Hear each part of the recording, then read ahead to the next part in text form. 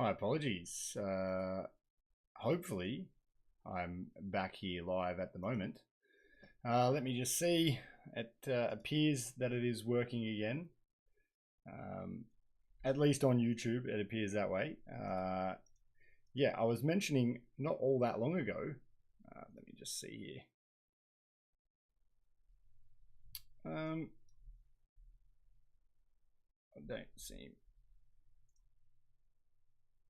Yeah, sorry. Oops, clicked the wrong thing. Yep, sorry. I'm back. Yeah, I was explaining this traffic light system. I never see orange and red on the traffic light system, and I am tonight, which means my connection's bad, and I've got no good reason why it should be bad. And unfortunately, it may just drop out. Hopefully that's not the case, and we can get through tonight's show. Because yeah, from everything I've checked, the connection is fine. So thank you, Brad Short, Jordan Lachlan, for joining back in. What a couple of weeks I've had with the show. Let's get on with some mentions real quick while we are up and running. Gladiator, they want you to prepare for Super Sevens and the end of the season. So if you've got events coming up in the remainder of the year, and it's not just Super Sevens, there's a few other things going on around the place. If you've got an event coming up that you're looking forward to playing, it's worthwhile checking your tank for its hydro. If you need any parts, if you've blown a burst disc, or if over the course of playing you've broken a gauge or the fill nip or whatever the case might be, make sure for the end of the year and the beginning of next year you have all the Gladiator gear you need. Gladiator.com.au is where you need to go to find your nearest stockist. Hopefully it's coming through smooth. I am still getting a bit of yellow and orange in my little connection warning there, so I hope it's coming through smooth and not too bad. Thanks to Kai and Chris checking in from WA. Chris Dickens was this week's little YouTube thumbnail, so he was the man that enticed you all to watch, so thank you for joining in. Yeah, and my apologies if it is skipping. I literally have no reason why that it should be. Let's talk some news that is coming up. World Cup is not this coming weekend, but the following weekend. And as part of that, World Cup, new product releases, the rumor mill sort of goes into overdrive about what is coming out, as well as, I guess, what might be coming out soon. One thing that we know is coming out for sure is that Shocker Paintball have released the ERA, or will be releasing the ERA, the latest edition of the Shocker that will be coming out at World Cup. Don't know what to expect from that. Spoke with John Caruana very briefly today. Sent a few texts back and forth. He said he doesn't know anything about it. All that paintballshop.com do know about the Shocker ERA is it releases at Cup. They'll obviously be selling them at World Cup in the US, and off of the back of World Cup, then that following week they'll be on the first plane to Australia. So if you are a Shocker fan, if you've been looking forward to a new Shocker, they will be heading to Australia the week after Cup. So towards the end of November, they're coming on the plane, so it should be pretty quick and get out here for anyone who wants one. Now, they're advertising the price is $995 US. That will land you somewhere in the region of 1,700 Australian dollars, give or take. The Australian dollar at the moment is really weak for importing. It's 62, 63 cents, something like that, to the US dollar. So when something's $1,000 US, yeah, you're not paying double in Australian dollars, but not far off either. So yeah, $1,700, maybe a little more once everything's factored in, but they are on their way out to Australia in the not too distant future if you're looking to pick one up. Billy saying loves a new gun for him, loves his Shockers, can't wait. And Russell from Crisis in New Zealand is in. And Carter checking in from Paintball Gecko. Is that PPG? Is that what they're now known as? So, yeah, thank you for checking in, guys.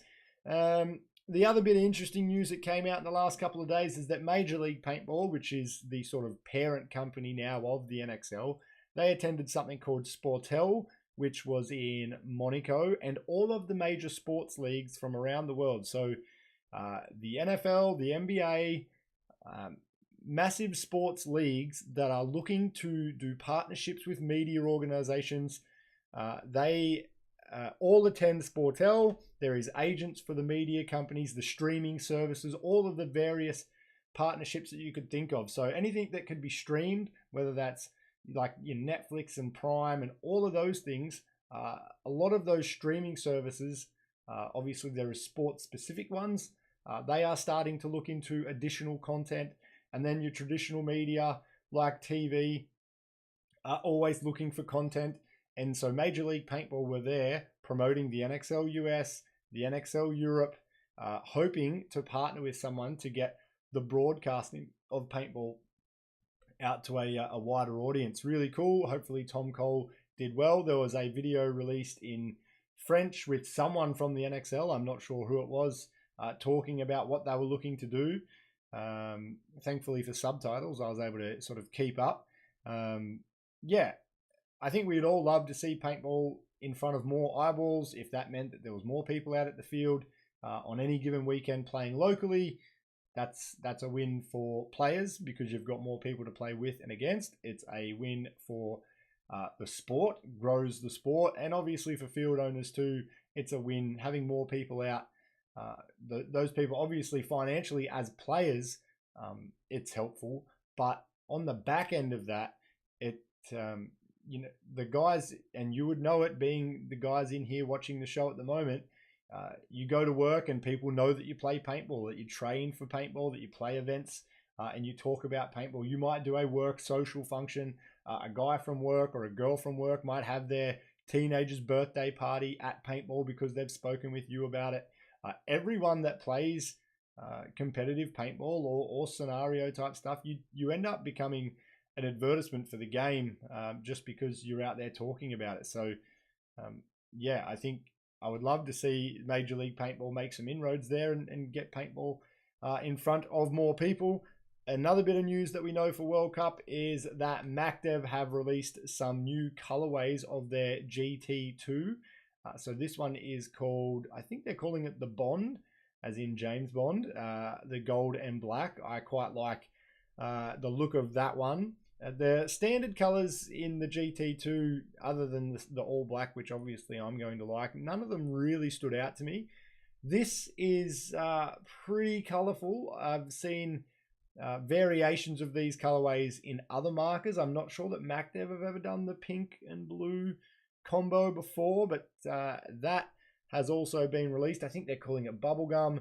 And then the all gold, or predominantly gold, other than the rubber grips, obviously, which is called 24K, is a real nice look as well. Let us know what you thought of those, the various colorways that are available from MacDev coming up at World Cup. I did read about them. There was, I think the all gold was a 1 of 10, and they've got the serial numbers to match. And then the other colorways are 1 of 15. So if they don't all sell out at World Cup, there would be the opportunity to pick one up here in Australia. But it's something like 55 or 60 guns, super limited edition across the colorways. KGB saying might need to get the Bond. Hey, yeah, why not? It's a nice colorway, the gold on black too. So yeah, pick one of those up. And people have been raving about the GT2s on the MacDev. There's MacDev fan pages or forums, I suppose you would call them, on Facebook, and everyone is really loving those at the moment. So go ahead and pick one up. And then in a little bit of news that affects the NXL Pro Division for the Brooklyn Bears, they have signed Brad, I assume it's Meads, and he has been playing this season with the Manawatu Titans in the semi-pro division. So those guys have been sort of finishing anywhere from, I think, about 12th through 15th or 16th in the semi-pro division, somewhere there or thereabouts. Brad has been playing with them for the entire season, but has been picked up with by the Brooklyn Bears for NXL World Cup. So congratulations to Brad. And I guess even though it's not ideal for the Titans to be losing a player so close to Cup, it is also a bit of a congratulations to those guys. Players in their system are obviously being recognized for their skill and their work with the Titans. Looking forward to playing, and obviously these guys, everyone on the Titans, their aim is to play in the pro division. That's no secret. And so Brad, being one of the US-based players, will be out there for the Brooklyn Bears this time around. So best of luck to Brad. Michael Nomoski, I just said, yeah, a few comments on Facebook that I missed earlier. Yeah, sorry, I was having trouble earlier tonight. I'm getting a bit of orange and occasionally even red on my little traffic light system, which indicates my connection. Obviously, red is bad. So I apologize if it's skipping a little bit. Out of my control tonight. I don't know if my son's out streaming YouTube on the TV. I'd almost guarantee that he is. Or if my wife's downloading something on her computer. I have no idea. But yeah, whatever the case, we're pushing through and hopefully doing all right. So thank you for hanging with me for tonight. Have to do a quick mention for the HBR 5-man. Now, initially, this was going to be a HBR Heartbreak Ridge, that is, 7-man. They have reduced it from 7 to 5-man, mostly because there's a few people that would either referee or play this event to do with the Bush Pigs that are currently in the US. They're at Palmetto Hills, so that is Paintball Pete's field. Brad's just joining in at the moment as well, so best of luck to you, Brad, playing in World Cup in a couple of weeks' time. So yeah, this one it's down to 4 teams. A bunch of people over in the US, as I mentioned. SWAT Recon have dropped out for this one, so they won't be playing that. It is still going ahead. Obviously, it's all sort of changed in the last week or two with the guys heading over to the US, a team dropping out, a few things like that. But there is still a fun day's paintball to be had at Heartbreak Ridge in Sydney if you're looking for something to play in the lead up to the Super 7s over the next couple of weeks. Well, that is a great option for you. And I'm sure that John O'Collins, who was in the chat earlier, I'm sure he would take another team. So if there's 5 people out there that want to get together, or 6, whatever the case might be, and play this weekend at Heartbreak Ridge, you can definitely do that. So yeah, get in touch with Jono and the guys from Heartbreak Ridge. Get your team in to play in that one. And otherwise, events coming up over the next month. If you've been watching the scrolling little wheel here, World Cup, I've mentioned it a few times. That is next weekend. That is the same weekend that Super 7's EMS is on. And then Semi-Pro and Pro the following 2 weekends. We're heading in to the back end of the year. I see Billy saying that him and Wade will be out with a few of the Assassins playing this Sunday. Yeah, good luck to you guys. Yeah, we're pretty much getting towards the end of the year. And I wanted to make mention, I've mentioned in part a couple of weeks previously that PBHQ is going to have to change for next year. You've probably noticed towards the end of the show the last couple of weeks that my son's been coming in. And just in addition to that, the whole bedtime routine, dinner routine, and everything with the kids. So my proposal to you guys is that I am planning for next year to do 2 shows a week, but it will not be 2 live shows a week. It will be 2 pre-recorded shows a week. Each Monday, I intend to release a what happened this past weekend show, which might be 5 or 10 minutes live, pre-recorded, where I talk about everything that has happened in the past week of paintball. And then I will, on the Monday, I will also record but release on the Wednesday a what is coming up for the following week, as well as any paintball news and that type of thing. Monday nights or any night of the week with 2 young kids, it's just too much to ask of my wife. It's too hectic. Between getting home from work, dinner, baths, all of the rest of it, and still getting here in front of the show, not to mention the connection issues that we're having tonight, it is just getting a bit too much. So the show will be pre-recorded in most cases next year. However, I will still plan to do at least 1 live a month. The live show each month will be like a monthly wrap of what's happened in the previous month and what to look forward to in the following month, and a chance to get everybody together again, because the community feel of the show and getting everyone together like we do here on Monday nights at the moment is probably my favorite part of the show, but it is just not conducive with my work and my life at the moment. So it is going to change for next year. Hopefully you guys will all still be on board for that. And also, I think shorter form media is also just something that people are enjoying more. I know myself, getting time and taking the time to watch 20 and 30 minute videos is just not something that I can do a lot of now. bite-sized information. 5 to 10 minutes seems like it's that sweet spot for me, and that is my aim for next year. Thanks, Lachlan, saying I've got his support. And look, I still will do live shows from time to time, but they won't be as preparation intensive as they have been the past, what are we up to, 367 episodes. So yeah, last week I mentioned it's been a whole leap year worth of days of PBHQ. So over, I think it was 2016 we started, so a long time that I've been doing it in this format, and it will be changing next year.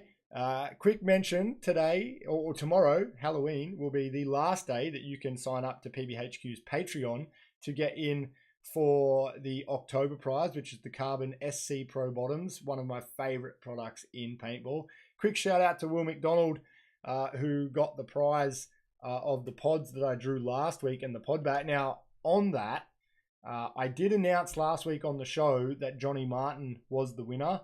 Unfortunately, I had loaded up the incorrect list of patrons that were current and up to date, and Johnny was a patron the last couple of years, a long-time supporter of the show, but had not renewed this year. So unfortunately, I had to go to the next person down the list. That was Will. Yeah, Will got the pods. You probably seen me share the image of him dumping them all over himself. Lachlan saying they're the best bit of paintball kit that he owned. Yeah, I often tell people, and I vividly remember telling Dan Anderson, who started out with PPG, about those pants at a Canberra event. I'm not a gatekeeper.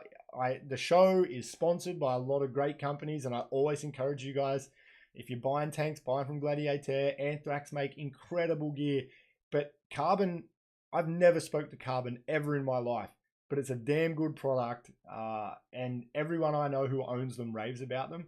So I would recommend them. If you don't already own them, if you own slide shorts and knee pads, just ditch them. Go to the Carbon SC Pro Bottoms. Unbelievable bit of gear. Alex Kith joining in late, asking what he missed. You missed connection issues, a bit of talk about what's coming out at World Cup. Oh, and just to wrap up before we go, I wanted to see if anyone had comments on the rumor mill for World Cup and what you thought might be coming out at World Cup. I've heard all sorts of things. Alex saying Anthrax still last and look perfect after 3 seasons. Yeah, you're not going to get any. I'm actually wearing an Anthrax shirt that's about 6 years old tonight, which sort of wasn't planned. I always just wear a black shirt, of which I've got about 100. But wore the Anthrax one. And Jordan saying my HK ones are like the Wish of car. Yeah. I don't know about saying they're the Wish, but the HK ones, the quality is just not the same as the Carbon ones when it comes to those protective bottoms. Michael Namoski saying a new Field 1 rumor. Well, I've also heard that the Dye M3 or M3 Plus is due for a replacement, which I wouldn't be surprised to see, but I've not heard definitively one way or the other. HK are definitely releasing, and they've already teased as much and essentially given it away, the 180R with their custom milling. And Brent saying new DLX technology marker release for World Cup. Yeah, well, the rumor on that one is that it might be shown at World Cup and released in the new year. So whilst they're releasing the new shocker at Cup, at least the rumor for the Lux is that we might learn about it at Cup and be able to buy it in the new year. I guess we're only a week or so away.